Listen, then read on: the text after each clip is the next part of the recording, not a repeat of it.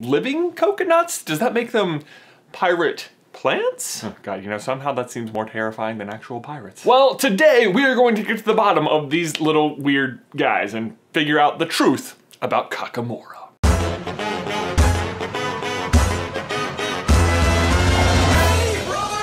So in case you missed it, the Kakamora are the coconut pirates of the South Pacific who ambush Moana and Maui shortly after they begin their adventure together. But what or who they are is never really sufficiently explained. They just sort of pop up out of nowhere, get defeated, and then are never heard from again. I mean, it's fine. I totally understand the point of the encounter, like it's for Moana to start earning Maui's trust, which still won't fully come to fruition until later in the movie after she outsmarts Tamatoa. But are coconut pirate monsters really a thing? Like, is that a part of Polynesian culture?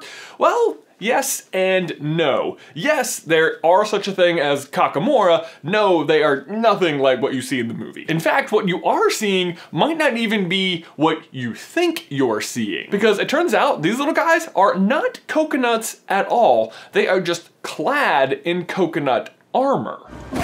Wait, holy crap, is that Baymax? Aw, he's 99% coconut and 1% personal healthcare companion. Except no, like I said, they're not actually coconuts, which was sort of like mind-blowing for me because that's what I thought. I thought they were just sort of magically enhanced coconuts. With premier scribbling abilities, I might add. I mean, geez, the most impressive thing they end up doing is like the drawing on their faces. Or possibly their use of hamster wheel technology. I mean, vastly underestimated. We should really be using more of that. And yes, I know that magically enhanced coconuts might sound stupid, but then again, this is a movie with a shape-shifting demigod, a lava monster, a giant golden crab, and an island who is actually a giant goddess, and a really stupid rooster. So yeah, coconut pirates are not that weird. They're kinda cute. No. Instead, they are actually very tiny human-like creatures who are just wearing the coconuts as armor, which is also kind of weird. I mean, they're wearing the coconut as armor, but then they also have extra armor they put on. Like, what is the point of the extra armor? And the whole coconut thing gets even weirder when you consider that the creatures the Kakamora are based on have nothing to do with coconuts at all. The inspiration for the Kakamora we see in the movie come from the legendary creatures of Polynesian mythology called Kakamora. Kakamora are one of several mysterious creatures said to inhabit the Solomon Islands, along with giants and dragon snakes, and whether or not they are actually real is sort of a conundrum. Or should I say, coconundrum? I'll pause and let you laugh.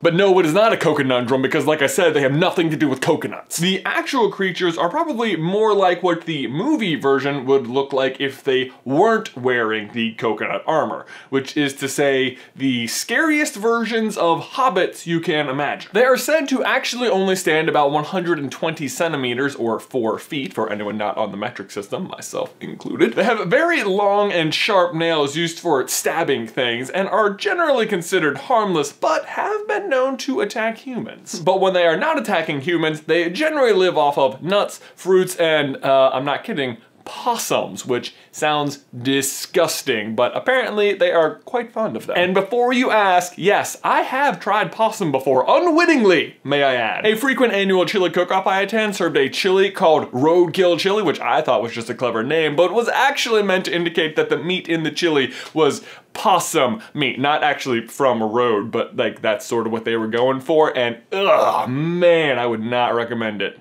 Nope. Anyway, long story short, I did not vote for his chili and later went on to make this video where I complained publicly about it. So, in your face, possum chili man. Anyway, back to Kakamora. You would think a race of tiny human stabby creatures would be of immense interest and investigation, like, hey, whoa, the missing link. And yet, confirming their existence has been weirdly difficult. They're said to live in limestone caves and trees deep in the jungle of Makira Island, which is one of those weird places on Earth that has somehow gone mostly unexplored. Unexplored because the islanders who live there consider the jungle to be taboo, or taboo, and they're the people in charge, so their culture is the one that gets respected, and yeah. the jungle goes unexplored. So who knows, maybe they actually are out there. Personally, I doubt it, but if you should find yourself in the jungles of Makira Island, be careful, because the Kakamora are known to be tricksters who may try and lure you off your path. One such technique involves them beating one of their own kind until it starts crying, and then you, the wary traveler, will wander off the path to go aid it because you think it's a crying child. At which point they will basically just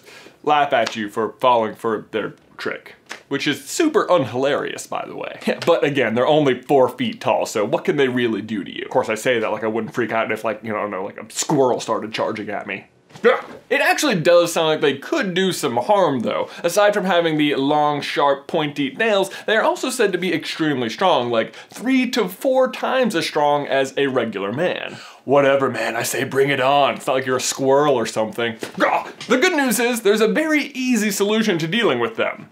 The color white. Kakamora are extremely afraid of the color white. It's like a reverse surrender flag. Like, you wave the surrender flag and they surrender. Easiest war ever. So yeah, in summation, actual Kakamora are undiscovered, super strong, long-nailed, possum-eating trickster hobbits who fear the color white and can't make fire. Did I mention the fire? Yeah, they can't make fire. They can only steal it, which is a really weird problem, if you ask me. So ultimately, they are nothing like the little dudes you see in Moana. They have nothing to do with coconuts. They definitely would not be sailing around, and especially not on a 3-part Mad Max coconut trash barge thing. And that is the truth about the inaccurate portrayal of the probably made up anyway Kakamora. Ben, my question for you and everybody else is, does stuff like this bother you? I mean, on the one hand, you are giving a lot of exposure to a culture that a lot of people know very little about.